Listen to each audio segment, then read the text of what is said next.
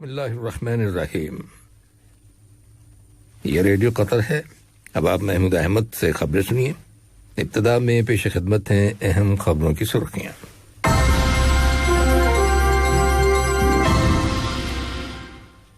صاحب اسم امیر نے الجزائر کے صدر کو برقی پیغام اور جمہوریہ شمالی مقدونیہ کے صدر کو تحریری پیغام ارسال کیا ہے. قطر نے عراق کے دارالحکومت بغداد کے وسطی علاقے میں کیے گئے 2 خودکش حملوں کی شدید مذمت کی ہے. وزارت صحت نے کہا ہے کہ ملک کے اندر کرونا وائرس کے مزید 128 مریض صحت یاب ہو جانے کے بعد شفا پانے والے افراد کی مجموعی تعداد 1,44,478 ہو گئی ہے. اور امریکہ کے نئے صدر نے 17 ایگزیکٹو احکامات پر دستخط کر دیے ہیں، جن میں سے کچھ احکامات کے ذریعے سابق صدر کی چند اہم پالیسیوں کو منسوخ کر دیا گیا ہے. یہ تھیں اہم خبروں کی سرخیاں، اور اب سے چند لمحہ بعد تفصیل سے خبریں نشر کی جائیں گی.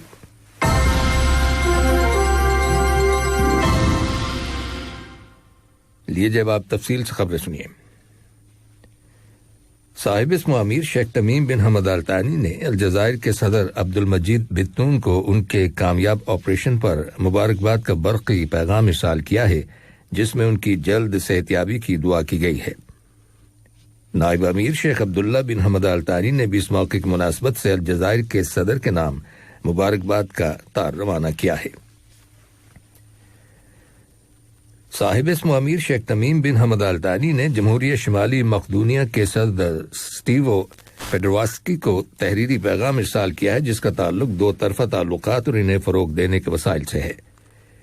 شمالی مقدونیہ میں قطر کے سفارت خانے کے ناظم الامور شیخ جاسم بن حمد آل ثانی نے صدر پیڈرواسکی کے ساتھ ملاقات کی. انہوں نے صاحب اسم امیر شیخ تمیم بن حمد آل ثانی کا مذکورہ پیغام پہنچایا. نائب وزیر اعظم اور وزیر دفاع خالد بن محمد العطیہ کی سرپرستی میں احمد بن محمد ملٹری کالج کے 16ویں بیچ کے گریجویٹس کے درمیان تقسیم اسناد کی تقریب منعقد ہوئی ہے، جس میں قطر کی مسلح افواج کے chief of staff lieutenant general pilot Ghanim bin Shaheen Al Ghanim اور مسلح افواج کے متعدد سینئر افراد نے شرکت کی. وزیر مملکت برائے امور خارجہ سلطان بن سعد المریخی نے ایشین کوآپریشن ڈائیلاگ کے 17ویں وزارتی اجلاس میں قطر کی نمائندگی کی ہے. ترکی کی صدارت میں ویڈیو کمیونیکیشن کے ذریعے منعقد کیے گئے اس اجلاس میں تقریر کرتے ہوئے سلطان بن سعد المریخی نے کہا کہ قطر ایشین کوآپریشن ڈائیلاگ کو بڑی اہمیت دیتا ہے، کیونکہ بات چیت اور مذاکرات کے ذریعے ہی رکن ممالک کے درمیان تعاون کو فروغ دینے میں مدد حاصل ہوتی ہے. وزیر مملکت برائے امور خارجہ نے اس سے پہلے قطر کی میزبانی میں منعقد کیے گئے 15ویں اور 16ویں وزارتی اجلاسوں کا ذکر کرتے ہوئے کہا کہ قطر اس کی 3ری سربراہی کانفرنس کی میزبانی کرنے کے لیے تیار ہے. انہوں نے مزید کہا کہ قطر ایشین کوآپریشن ڈائیلاگ کی آئندہ سربراہی کانفرنس میں تمام رکن ممالک کے نمائندوں کی شرکت کا خیر مقدم کرے گا. یہ سربراہی کانفرنس رواں سال کے دوران دوحہ میں منعقد ہوگی. وزارت بلدیاتی امور اور ماحولیات نے ماحولیاتی نگرانی اور لیبارٹری کے شعبے کے ذریعے خلیج کی کونسل برائے تعاون GCC کے ماحولیاتی اجلاس میں شرکت کی ہے. ویڈیو کمیونیکیشن کے ذریعے منعقد کیے گئے اس اجلاس میں متعدد موضوعات زیر بحث آئے، جن میں ہوا کی کوالٹی، میپس، ماحولیاتی شعبے کی اچیومنٹس اور جنگلی زندگی کو برقرار رکھنے کے معاہدے سے متعلق موضوعات شامل ہیں. قطر نے عراق کے دارالحکومت بغداد کے وسطی علاقے میں کیے گئے 2 خودکش حملوں کی شدید مذمت کی ہے، جن میں کم از کم 32 افراد ہلاک اور 110 اشخاص زخمی ہو گئے. وزارت خارجہ کی جانب سے ایک بیان جاری کیا گیا ہے، جس میں اس حکومتی موقف کا اعادہ کیا گیا ہے کہ قطر دہشت گردی اور تشدد کی ہر طرح کی کارروائیوں کو مسترد کرتا ہے، خواہ ان کی وجوہات اور مقاصد کچھ بھی کیوں نہ ہوں. واضح رہے کہ یہ دونوں دھماکے اس وقت کیے گئے جب سیکیورٹی اہلکار حملہ آوروں کا پیچھا کر رہے تھے. دہشت گردی کی اس کارروائی کی ذمہ داری کسی گروپ نے قبول نہیں کی، تاہم عراقی سول ڈیفنس کے چیف نے اس کا ذمہ دار دہشت گرد تنظیم داعش کو ٹھہرایا ہے.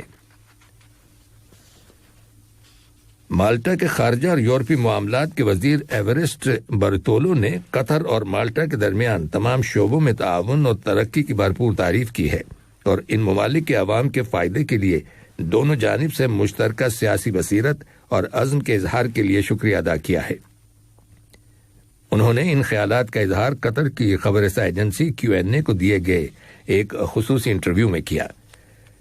انہوں نے کہا کہ رقبے اور آبادی کے لحاظ سے دونوں ممالک چھوٹے ہونے کے باوجود مثبت سرگرمیوں کے لحاظ سے نمایاں رول ادا کر رہے ہیں۔ انہوں نے ملک کے اندر کرونا وائرس کی وبا پر قابو پانے کے معاملے میں حکومت کی کوششوں کی تعریف کی۔ اس کے علاوہ انہوں نے قطری شہریوں اور یہاں پر مقیم غیر ملکی باشندوں کو مکمل اور بہترین ہیلتھ کیئر سروسز بلا تفریق مہیا کرنے کی حکومتی پالیسی کو سراہا اور کہا کہ دوسرے ممالک کو بھی اس کی پیروی کرنی چاہیے۔ یہ خبریں ریڈیو قطر سے نشر کی جا رہی ہیں۔ وزارت صحت نے کہا ہے کہ ملک کے اندر کرونا وائرس کے 258 نئے کیسز رجسٹر کیے گئے ہیں، جبکہ کرونا وائرس کے مزید 128 مریض صحتیاب ہو گئے ہیں، جس کے بعد شفا پانے والے افراد کی مجموعی تعداد 1,44,478 ہو گئی ہے۔ وزارت صحت کا یہ بھی کہنا ہے کہ عمر اور صحت کی حالت کو مد نظر رکھتے ہوئے چند ممالک سے قطر آنے والے لوگوں کو ہوٹل کوارنٹین سے مستثنی قرار نہیں دیا جائے گا۔ ان ممالک میں برطانیہ، جنوبی افریقہ، نیدرلینڈ اور ڈنمارک شامل ہیں۔ وزارت صحت کے اس فیصلے پر آئندہ اتوار کے دن سے عمل درآمد ہوگا۔ دریاسنا وزارت صحت نے کووڈ-19 ٹیسٹس کے لیے 39 منظور شدہ ہیلتھ فیسلٹیز کی اپڈیٹڈ لسٹ جاری کر دی ہے۔ یہ لسٹ وزارت کے سوشل میڈیا چینلز پر کل پبلش کی گئی تھی۔ بھارت کے وزیر صحت نے کہا ہے کہ ان کے ملک کے اندر کووڈ-19 کی تیار کردہ ویکسین بالکل سیف ہے، اس لیے لوگوں کو خوفزدہ ہونے کی ضرورت نہیں ہے۔ انہیں افواہوں اور غلط انفارمیشن پر توجہ نہیں دینی چاہیے۔ کل بھارت کے مغربی علاقے میں دنیا کے سب سے بڑے ویکسین پروڈکشن مرکز کی عمارت میں آگ بھڑک اٹھی، جس کے نتیجے میں 5 افراد ہلاک ہو جانے کی خبر ملی ہے۔ پاکستان کے وزیر خارجہ شاہ محمود قریشی کا کہنا ہے کہ چین کی حکومت نے چین کی تیار کردہ سینو فارم کووڈ-19 ویکسین کی 5 لاکھ ڈوزز بغیر معاوضے کے رواں ماہ جنوری کی 31 تاریخ تک پاکستان کو سپلائی کرنے کا فیصلہ کیا ہے۔ ادھر جرمنی کی چانسلر اینجلا مرکل نے اپنے شہریوں سے کہا ہے کہ وہ کرونا وائرس کی ویکسین انہیں لگائے جانے کے معاملے میں سست روی کی شکایات کرنا بند کر دیں۔ انہوں نے حکومت کے وائرس کے تیزی سے پھیلاؤ کو روکنے کے لیے لاک ڈاؤن کی مدت میں اضافہ کرنے کے فیصلے کا دفاع کیا ہے۔ دریاسنا امریکی صدر جو بائیڈن نے ملک کے اندر کرونا وائرس کے پھیلاؤ کو روکنے کے سلسلے میں جاری کوششوں کو تیز تر کرنے کی غرض سے نئے اقدامات کا اعلان کیا ہے، جن میں اس وبا سے بچاؤ کے لیے ویکسین کی فوری دستیابی کا معاملہ بھی شامل ہے۔ امریکہ میں اب تک 1 کروڑ 60 لاکھ لوگوں کو کورونا سے بچاؤ کی ویکسین دی جا چکی ہے، اور نئے صدر کا کہنا ہے کہ وہ اپنے اقتدار کے پہلے 100 دنوں میں 10 کروڑ لوگوں کو ویکسین کے ٹیکے لگانا چاہتے ہیں۔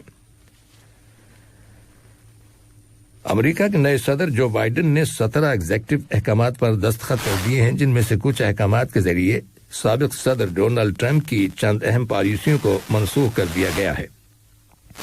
ان میں کرونا وائرس کے بحران کا مقابلہ کرنے کی پالیسی، مسلمان اکثریتی آبادی والے ممالک کے لوگوں کی امریکہ میں آمد پر پابندی کی پالیسی، موسمیات سے متعلق سن 2015 کے پیرس معاہدے سے الگ ہو جانے کی پالیسی، اور صحت کی عالمی تنظیم WHO سے علیحدگی اختیار کرنے کی پالیسی کے علاوہ میکسیکو کے ساتھ سرحد پر دیوار کی تعمیر روکنے کے احکامات بھی شامل ہیں۔ جو بائیڈن کی انتظامیہ کا کہنا ہے کہ مذکورہ ایگزیکٹو احکامات پر دستخط کیے جانے کا مقصد یہ ہے کہ سابق صدر ڈونلڈ ٹرمپ کی انتظامیہ کی وجہ سے ہونے والے نقصانات کی تلافی کی جا سکے۔ واضح ہے کہ صدر جو بائیڈن کی حلف برداری کی تقریب کے ساتھ نہ صرف امریکہ بلکہ پوری دنیا میں ایک نئے دور کا آغاز ہو گیا ہے۔ اور خبر ملی ہے کہ چین میں رواں ماہ کی 10 تاریخ کو سونے کے ایک کان میں پھنسے ہوئے 22 کانکنوں کو باہر نکالنے کے لیے مزید 15 دن درکار ہوں گے۔ کیونکہ کان میں موجود لوگوں تک پہنچنے کے لیے راستہ ابھی تک کھولا نہیں جا سکا۔ یاد رہے کہ چین کے علاقے چیشیا میں واقع اس کان میں اچانک دھماکے سے اس کا زیر زمین راستہ بند ہو گیا تھا، جس کی وجہ سے 22 کارکن وہاں پھنس گئے ہیں۔ آخر میں اہم خبروں کی سرخیاں ایک بار پھر سن لیجیے۔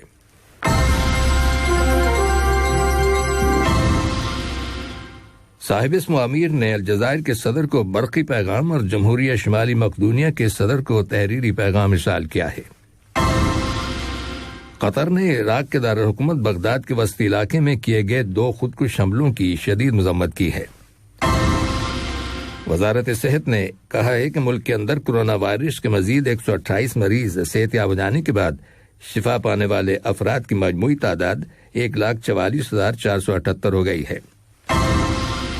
اور امریکہ کے نئے صدر نے 17 ایگزیکٹو احکامات پر دستخط کر دیے ہیں، جن میں سے کچھ احکامات کے ذریعے سابق صدر کی چند اہم پالیسیوں کو منسوخ کر دیا گیا ہے۔ ریڈیو قطر سے خبریں ختم ہوئیں۔